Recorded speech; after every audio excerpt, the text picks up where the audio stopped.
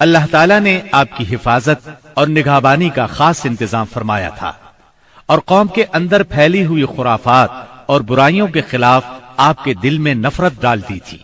چنانچہ آپ بتوں کی عید پر حاضر ہوتے، نہ شرک کے میلوں میں جاتے، اور نہ آپ آستانوں یا غیر اللہ کے نام پر ذبح کیا ہوا جانور کھاتے، نہ بتوں ہی کو چھوتے، اور نہ ان سے تقرب حاصل کرتے تھے۔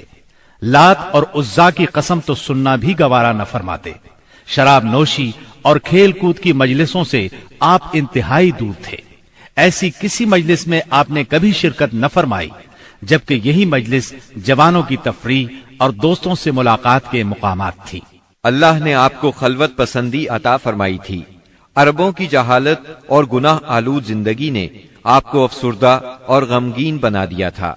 آپ اپنے اطراف میں پھیلی ہوئی انسانی اجتماعی زندگی کا مشاہدہ فرماتے تو آپ کو یہ محسوس کر کے دکھ ہوتا کہ ایک اللہ کی عبادت کا تصور دینے والے دین کو وہ لوگ بالکل بھول چکے تھے، اس دین کو جو ان کے جد امجد سیدنا ابراہیم علیہ السلام کا دین تھا، اسے بالکل فراموش کر چکے تھے۔ وہ اپنے ہاتھوں سے کعبے کی تعمیر نو بڑے احترام سے کرتے تھے، لیکن خانہ کعبہ میں بت رکھ کر ان کی پوجا کرتے تھے۔ یہ شرک نہیں تو اور کیا ہے؟ منافقت اور کہتے کس کو ہیں؟ جوا، شراب نوشی، بت پرستی اور بے حیائی معاشرے کا جز بن چکی ہے۔ اللہ تعالیٰ کی وحدانیت کا تصور تو پایا جاتا ہے، مگر اس تصور کو بت پرستی کے ذوق اور شوق نے بہت دھندلا کر دیا ہے۔ بتوں کی شکل میں اپنے معبود گھڑ لیے ہیں۔ ہر قبیلے اور ہر خاندان کا ایک پسندیدہ بت ہے، اور کعبے میں 360 بت رکھے ہوئے ہیں۔ بت پرستی کے شوق کا یہ عالم ہے کہ قریش سفر میں جاتے ہیں تو ستو کے بت بنا لیتے ہیں، اور جب ضرورت پڑتی ہے تو اپنے معبودوں کو گھول کر پی لیتے ہیں۔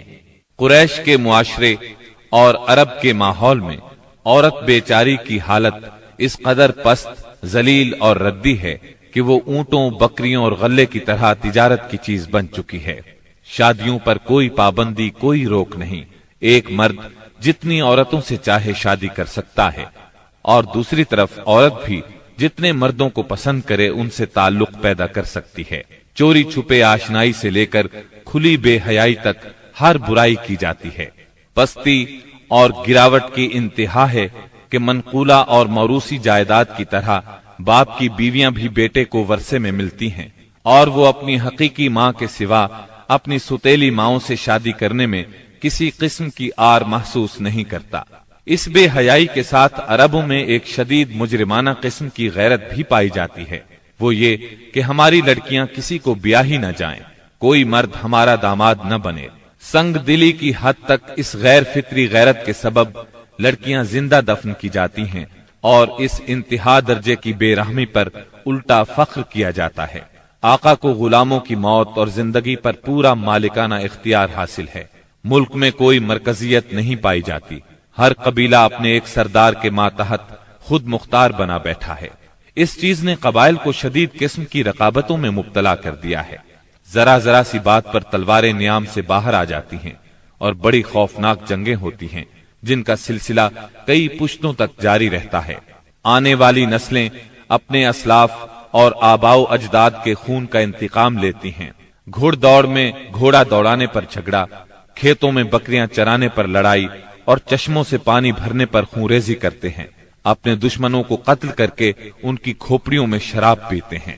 عرب قوم جاہل ہے، لکھنا پڑھنا نہیں جانتی، مگر انہیں اپنی شاعری اور زباندانی پر اتنا گھمنڈ اور غرور ہے کہ ساری دنیا کو اپنی فصاحت اور شاعری کے مقابلے میں گنگا خیال کرتے ہیں۔ توہم پرستی انتہا کو پہنچی ہوئی ہے۔ ذرا ذرا سی بات پر فال نکالتے ہیں، پانسے پھینکتے ہیں۔ ہر طرف کہانت کا زور ہے۔ کاہنوں سے اپنی تقدیر اور مستقبل کے بارے میں پوچھتے ہیں۔ عرب کے باشندے اس آدمی کو قابل عزت اور شریف سمجھتے ہیں جس کے پاس بہت زیادہ اونٹ، بکریاں اور کھجور کے باغات ہوں، بہت سی دولت ہو، غلام ہوں، کنیزیں ہوں۔ نیکی، پرہیزگاری اور شرافت کا تصور ہی ان کے ذہنوں سے نکل چکا ہے۔ یہی وہ دور ہے جس کو دور جہالت کہا جاتا ہے۔ عرب کے معاشرے کی برائیوں نے ان کی فطری صلاحیتوں کو دبا دیا ہے، مثلا شجاعت، حریت، आहद की पाबंदी, मेहमान नवाजी, जफाकशी, फसाहत और जुबानदानी, खुद एतमादी और किसी की मदद के बगैर अपनी हिफाजत खुद करने का जज्बा, इन तमाम खूबियों से अरब आशना हैं, लेकिन इनकी ये खुसूसियात सही रहनुमाई न होने की वजह से गलत राहों पर पड़ गई थी और उनका बेजा इस्तेमाल हो रहा था।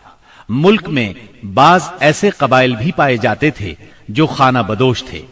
जहां पानी का चश्मा, सब्जा और खजूरों के झुंड नजर आए वहीं डेरे डाल दिए, और जब यहां से जी उकता गया तो अपना मुख्तसर सा सामान ऊंटों पर लाद कर वहां से चल दिए। ये थे अरब के अफसोसनाक हालात, लेकिन ये यहाँ तक महदूद नहीं थे।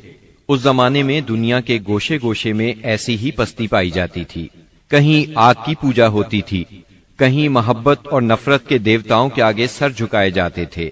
गरज अल्लाह ताला के सिवा उसकी सारी मखलूक की इबादत हो रही थी। हद यह है कि सांप, दरख्त और बंदर तक माबूद बने हुए थे।